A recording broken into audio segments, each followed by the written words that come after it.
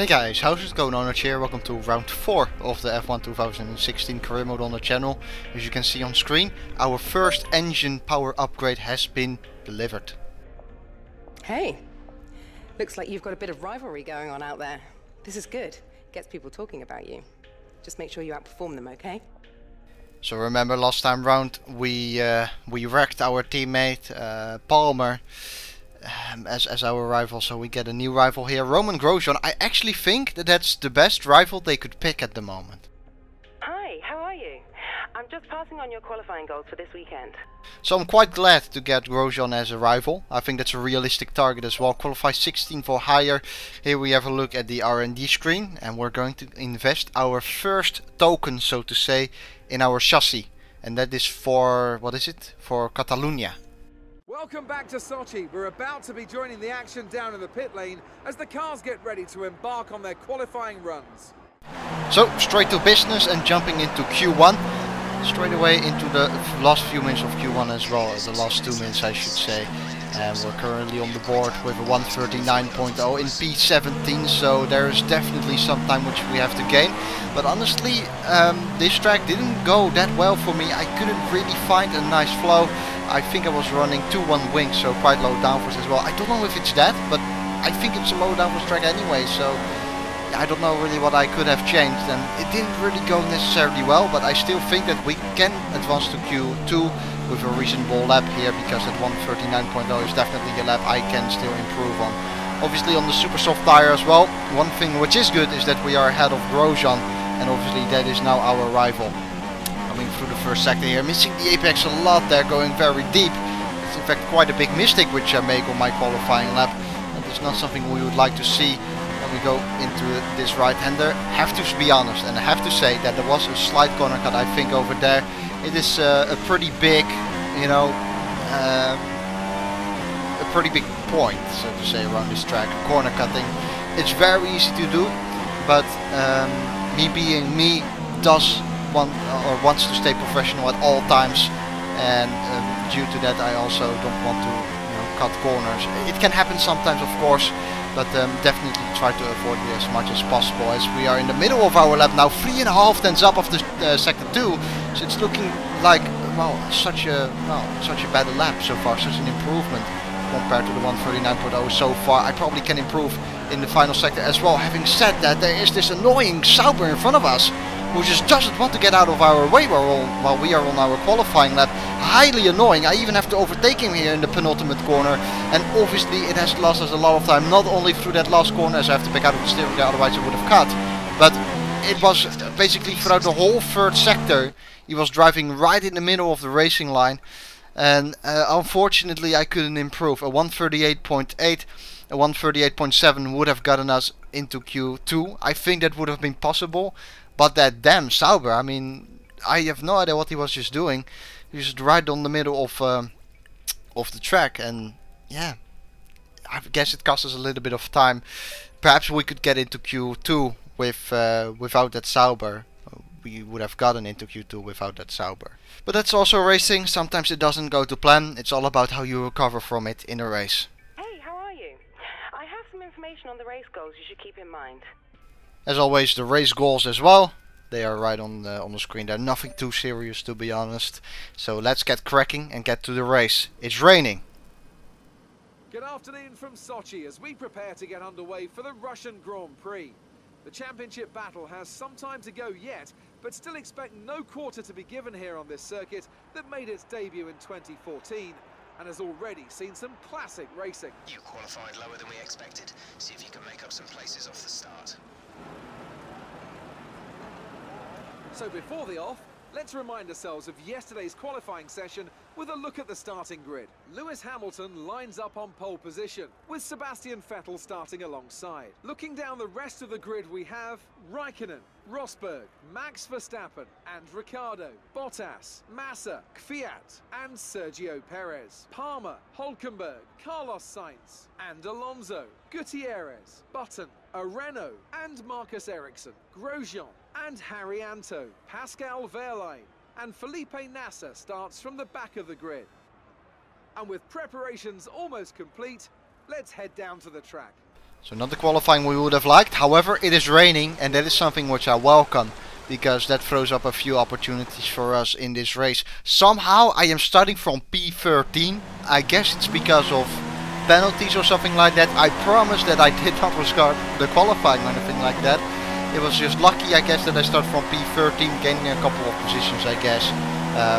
Yeah, it's something quite good. So heavy rain conditions at the moment. We're on the full wet tire. Pretty decent start so far on the inside here of the of turn 1. Very hard braking zone, of course, and we are really slow on the apex here, trying to not make any contact with someone. That's the Mercedes, who is Rosberg, I think, or is it Hamilton? I don't know. Just completely moved over to the racing line, then moved back to the outside where I was, so I had to take a slight avoiding action. You are really low in the revs here, by the way. We are only at about 8,600 RPM, something like that. Very low RPM in these rainy conditions. I managed to overtake a few people around the outside of turn 3, I assume it is. And now right now is a safety car, I think. Yep, I saw it on the boards there. So a safety car has been deployed.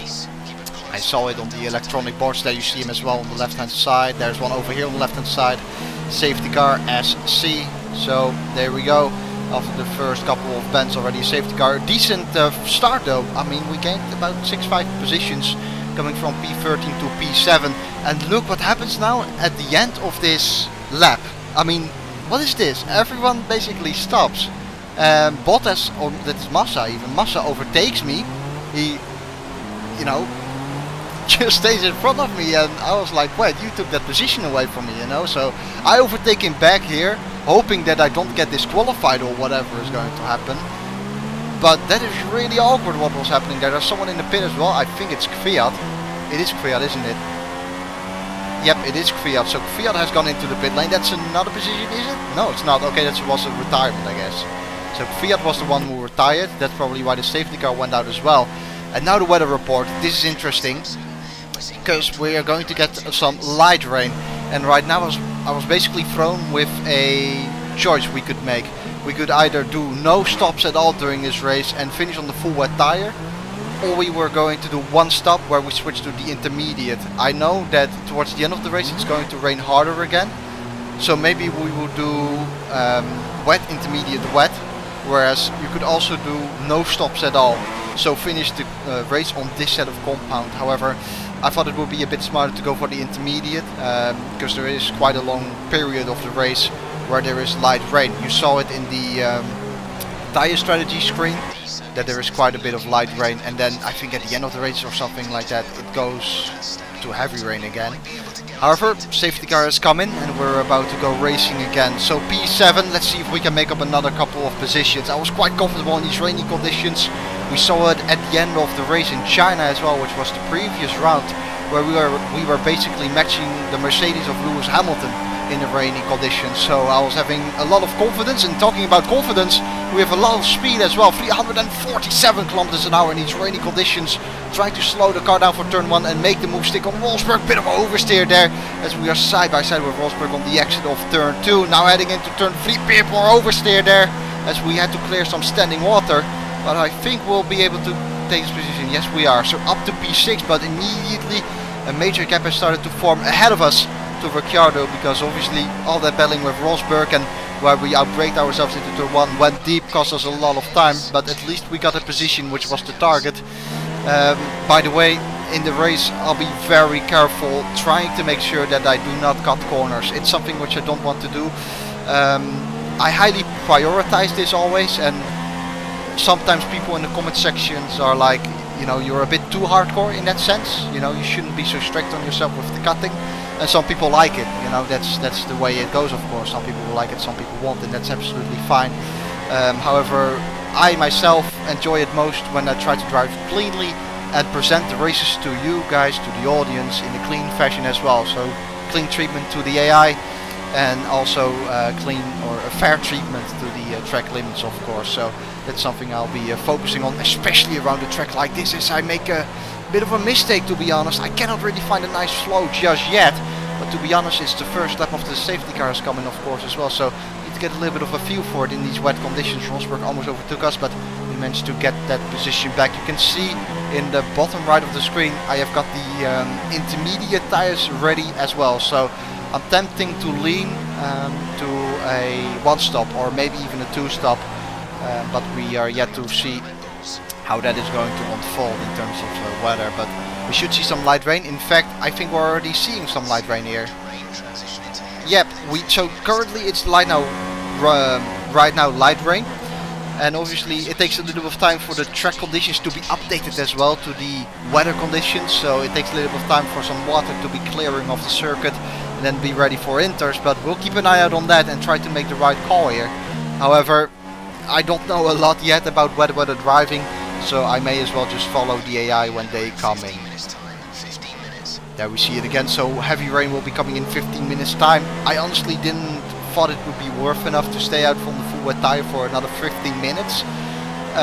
Basically as well because when we go on the Inter right now and it starts to rain heavily again towards the end of the race, we are gonna have a fresh set of wet tires, whereas if we stay on wet tires right now, they would already be a little bit worn as well. Obviously it's Sochi and the tire wear is quite low here, but still I thought, you know, it felt better, so to say, to pit. So here we are. It's going to be a very busy pit lane with a lot of cars into the pit lane. Hopefully that plays out well for us and we don't get held up. That would be fantastic, to be honest. We see a Red Bull over there being held up, in fact. So, you know, maybe some positions will swap here. We're currently in 4th as we exit our stop. 2.3 second stop. That's exactly what we needed from those Renault guys, excuse me.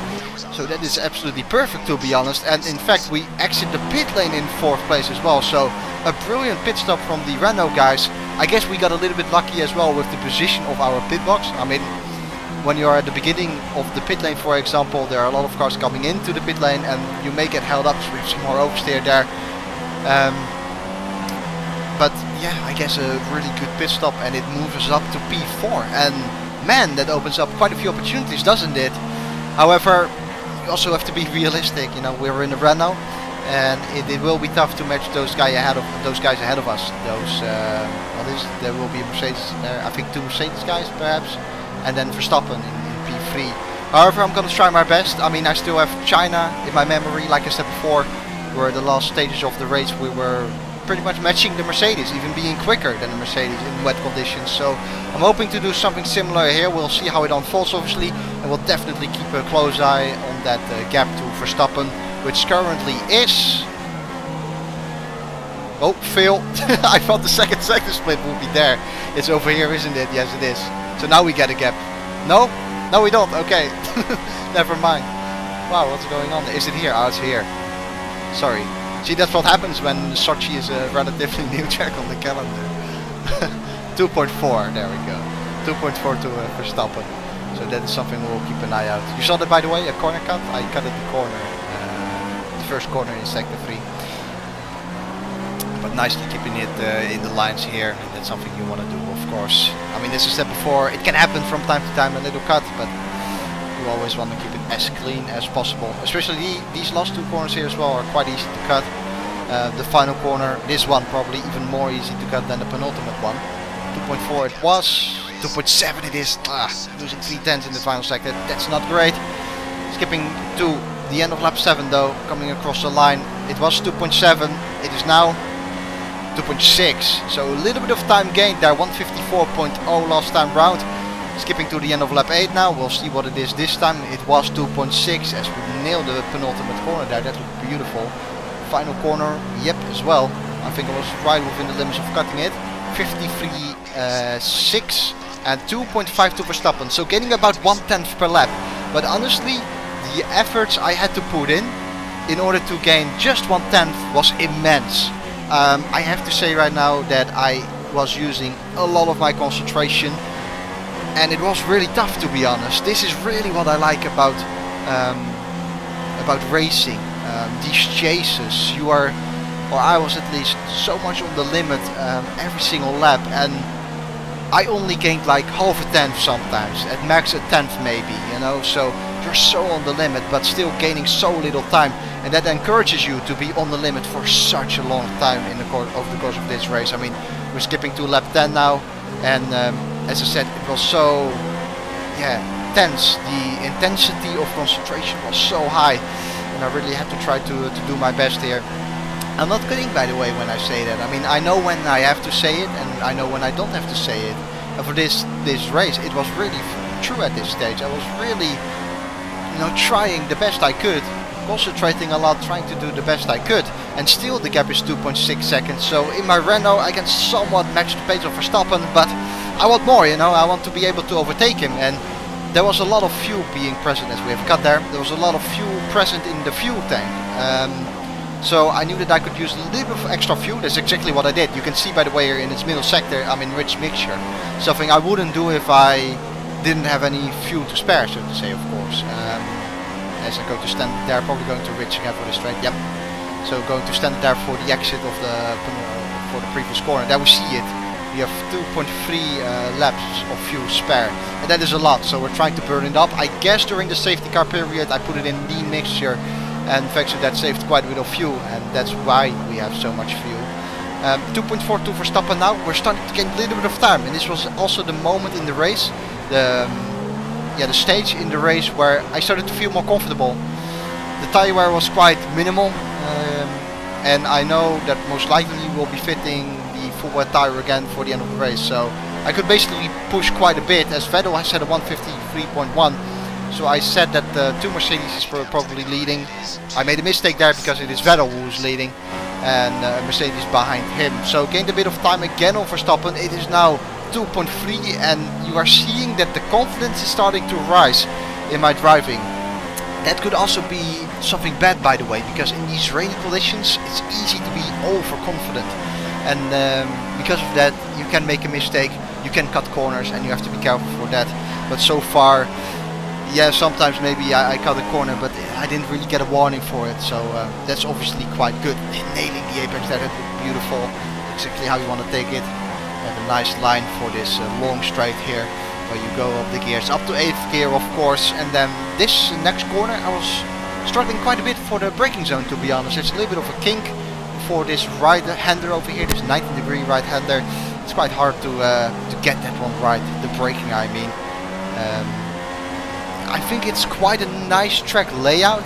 However, I don't like the track atmosphere. I think it lacks a bit of passion, so to say. There's so much runoff everywhere. It's not it's definitely not one of my favorites, so to say, this track. But obviously on the calendar you have tracks which you like and you have tracks which you don't. That's the way your calendar, what it's like to drive on tracks over the course of a season, which are on the calendar. 2.2 now to Verstappen, so still gaining a bit of time on him. And here you can see I'm trying to cool the tires a little bit. I don't know if it really has a use in this game to go off the racing line and drive a bit in the standing water to cool the tires, as I again had the corner extend, but it didn't give me a warning. I don't know if it has a use to cool the tires by going offline. Maybe it does. I'm not entirely sure.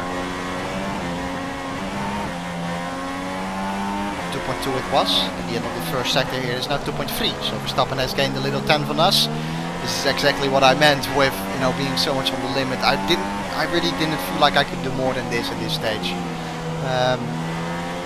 If you, as I said before, if you start to be overconfident, it can be good for 2 laps or something, where you set fantastic lap times, but the 3rd lap you might snap, and then you're going to lose it, and you can start all over again basically. That's something which I didn't want. I wanted to keep it safe, but at the same time maintain a steady pace, and that is something we're doing right now. In the last couple of laps we have closed the gap to Verstappen to about 2.2, so gaining about 6 tenths. I mean, the race is still long. We've got 15 laps to go, so still plenty of time to close that 2.2 second gap. And remember as well, as soon as you're within the slipstream of a car in front, so about the 1 second range, that's where you really start to gain more time, at least in my opinion, because you get the slipstream advantage. It's not like the leader is pulling away either. Vettel is really pulling away. If you look on the minimap, he's definitely got faster pace than us. I mean, that's where the confirmation is, as he did the fastest lap at 153.0, as we get a corner cutting penalty. Oh, that is painful. 2.2 to Verstappen, but it doesn't really count anymore because we received the penalty, and rightly so, for cutting the final corner. I said it before, I rightly deserved the penalty because it was a cut. There is no denying that. However, what I found a little bit weird is that I did not have, at least as far as I can remember, I did not have one single warning of a corner cut before. Maybe I did have one, but then I can't remember. But I definitely don't think I had two. So it is quite harsh, to be honest, to immediately get a 5-stop penalty. But I also always say that cuts need to be punished. So, you know, I'm not gonna be a hypocrite right now and say that in that situation it wasn't right. I just think that I was a bit surprised, you know, to see that, because I'm pretty sure that I only received one warning. Obviously I had more cuts than one, for sure, but the game didn't give me a warning for that, and then suddenly it pops up with a 5-second penalty. It's a big shame, but yeah, what can you do, you know, as we have a virtual safety car, and again it happens here in the final 2 corners, where the AI completely, you know, look at this, Hamilton is just stationary on track, and I was like, I'm not gonna join you guys in that, I am not going to park my car. So I passed both Verstappen and Hamilton, and then I was like, really, you want to be second right now by making those overtakes? Come on, you know, you can't do that. So I let Hamilton obviously go, wise choice, because despite it being I think a glitch in the game, it's just complete, sorry for my language, but it's bullshit to overtake them there. That's not the way racing should go. So I give back the positions, and we're back in the same boat, so to say. That's what we would say now in our country. And the VSC has ended. Weird to see that though, isn't it? The final 2 corners. It happened in the safety car period, but also in the virtual safety car period, where the AI basically parks their car. This was recorded, by the way, before the patch. There has been a patch recently, so maybe it was fixed in the patch, I'm not entirely sure. By letting Verstappen through, by the way, I lost a little bit of time, because I thought the gap was down to 1.6, which is quite nice. But because I let him through, I lost actually a little bit of time, so it's now up to 2.7. Now they didn't make such a big mistake because of the penalty, but oh well, you know, I would have liked to still battle with Verstappen up to that point, but we're now going in and we're going to serve our penalty and come in for a full wet tire. You can see it's raining heavily, it's pouring it down, it's pissing it down right now. These are the 5-second penalty we were talking about, so yeah, 9.5. That's actually a relatively long pit stop, even for the penalty, isn't it? You have a 5-second penalty, so 9 minus 5 is obviously 4. 4.5-second pit stop, that's quite long. Usually it's about 2.5, so I don't know if anything went wrong there. It's a fantastic pit exit, isn't it? I mean, flat out, you have a few bumps in there, and especially in these wet conditions you get some wheel spin on them, some oversteer. But you keep the power flat out, obviously you are racing. 7 more laps to go though. One reason as well why I didn't cut a lot before we actually got the penalty was to show to you guys as well that yeah, basically the confirmation that I didn't really have a warning or anything like that. So still, I find it I'm a bit flabbergasted by getting that penalty, but again, you know, rules are rules. You have to stay within the track limits, and I didn't do that. To be completely honest though, no offense to Alex Gillen, but I was watching his career mode, and the amount of corners he cutted was incredible. I mean, it was almost a comedy for me to see him cutting. It was quite insane. I think about 4 or 5 cuts, 4 or 5 cuts average per lap. I mean, that's insane. And I get a penalty, and he didn't. You know, so I don't know if he has it on strict, of course. But, yeah, maybe a poor comparison by me as well, to be honest. But yeah, quite, you know, as I said, quite surprising to see that they got a penalty. And Alex Gillen, who was cutting every corner off the track, doesn't get one. But again, maybe he has different rules. I'm not entirely sure. Doesn't matter though. We'll forget about that story. Before of this race, I mean, we have lost positions. That's good. But definitely the fight for the podium is out of our hands, isn't it? 9 seconds to Verstappen. That's quite a lot. And do we have to worry to even? Do we even have to worry about Ricciardo behind? I don't know. That's another cut, by the way. See that? I mean, you could have as well given me a penalty for that then as well. I think. If you really want to be strict, you could give it there too. And then I would have accepted it as well, because, you know, it's so easy to blame the game for those kind of things, but it is so much easier to keep a mirror in front of yourself and say to yourself, you know, if you don't cut in the first place, you won't get a penalty anyway. So Oh well. It is such a big topic as well around tracks like these, because you have so much runoff and whatnot. It's a bit the nature of the track as well to cut some corners, you know, to stay, do not stay within the track limits. However, enough about cutting. We've talked about that way too much now. Okay, let's forget that. Final lap of the race then. It seems like I'm able to hold this position in front of Ricciardo. By the way, I would like to take a little moment as well to thank all of you for the kind comments you have been putting in the comment section below. I have a look at all the comments. Don't think that I don't do that, because I do have a look at all the comments. Thanks all for the kind words, and I'm glad that you guys are enjoying this series, as I make a little bit of a mistake here. Doesn't really matter though, Ricciardo is 4 seconds back, I'm not that worried. But it's good to see that you guys are enjoying. If you have any feedback or any advice, then obviously leave them below in the comment section as well. That is much appreciated. Apologies as well for the last round, which was apparently a little bit laggy. I don't know if this one is laggy as well, I cannot tell. Maybe it is. If it is, then I'm gonna have to do something different for the next recording. I've already recorded Catalonia, by the way, so the race after Catalonia, I think it's Monaco. Probably I can fix the lag a little bit then. I don't know if I really see any lag though. It's hard to see from the preview screen in the editing software. Yellow flag ahead, as we are going to do some drifting here, because why not? Always what I do basically at the end of the race, and there's no pressure on it. I try to do some drifting. Long time subscribers will know as well that it went wrong in Bahrain during the F1 2015 career mode, where I spun on the final corner because I wanted to drift. So we have to be careful for that, as Alonso is right in the way there. I thought first that it was Verstappen perhaps, so I started to push again. Because perhaps it was Verstappen as we come sliding over the line. I'm gonna be honest, I did not plan that. So I was quite satisfied to see that the pit lane, or the start-finish line, was quite, you know, quite close after the final corner. Otherwise, yeah, we would have had a nightmare there. I'm gonna be honest, that wasn't planned to spin there. It wasn't. What do you think made the difference here?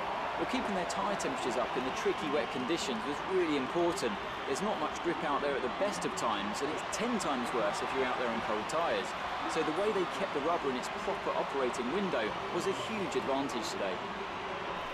P4 then, not bad for Renault. And as we can see, it's time for the podium, and as the drivers make their way out, there's a familiar red suit making its way to the top step. Fantastic win for Ferrari. Yeah, and honestly I felt a little bit the same as in China. I thought I could do more. Honestly, I thought we could have gotten on the podium. That's easy to say though afterwards, so let's not head into that direction. But you know, maybe it was possible. However, I made a mistake. I had a cut and I rightly got a penalty for it, so that's my bad. We just have to be happy with 4th then. And now let's take a look at the driver's standings. It's a good result for Lewis Hamilton, who moves further ahead at the top of the table. Now then, Anthony Davidson, who was your driver of the day?